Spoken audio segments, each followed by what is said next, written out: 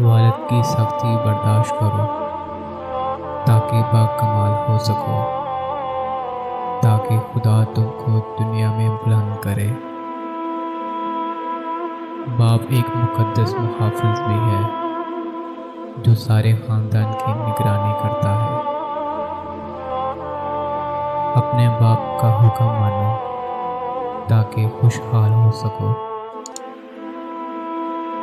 کبھی باپ کے آنسو تمہارے دکھ سے نہ گرے، ورنہ رب تم کو جنت سے گرا دے گا۔ والد ایک کتاب ہے جس پر تجربات تحریر ہوتے ہیں۔ ایک مدت سے پکارا نہیں ابو کہہ کر، ایک مدت سے ہوا یہ لفظ رخصت گھر سے۔ یا اللہ، جن جن کے بابا اس دنیا سے پردہ فرما گئے ہیں، ان سب کو جنت میں اعلیٰ مقام عطا فرما، آمین۔ کبھی وقت ملے تو اپنے والدین کے چہروں کی طرف دیکھنا، آپ کو پتہ چلے گا کہ آپ کا مستقبل بناتے بناتے وہ خود کتنا ٹوٹ گئے ہیں۔ ماں باپ دنیا کی ہر ٹھوکر برداشت کر سکتے ہیں، سوائے اولاد کے ہاتھوں لگی ٹھوکر کے۔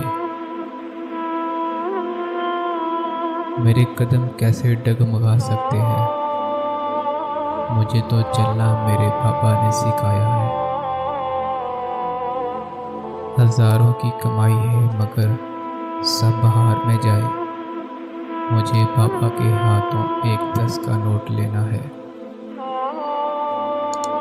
لکھتے لکھتے قلم ہی سوکھ گیا، میرے بابا کی تعریفوں کا بھی جواب نہیں۔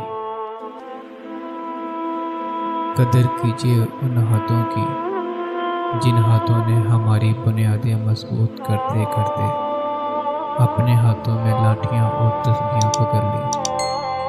قدر کیجیے اپنے والدین کی۔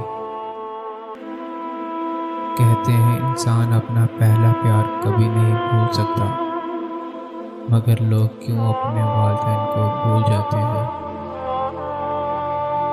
باپ کے سائے سے بڑی دنیا میں کوئی نعمت نہیں۔ گھر پہ باپ کی آواز بھی بڑی نعمت ہے، اور دروازے کے باہر باپ کی جوتیوں کا اپنا ہی ایک روب ہے۔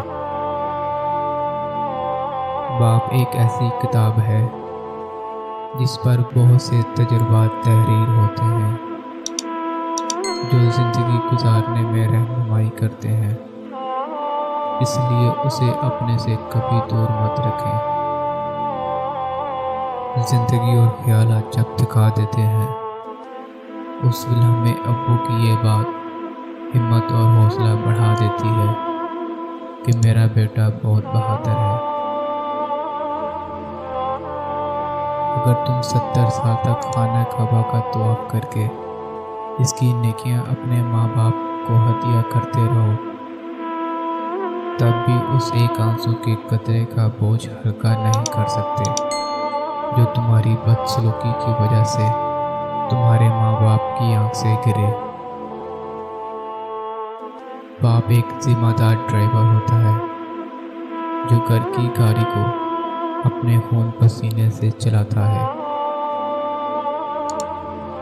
اپنے ماں باپ سے اونچی آواز میں بات مت کیا کرو، جس دن وہ خاموش ہو گئے اس دن تم ان کی آواز سننے کو ترسو گے۔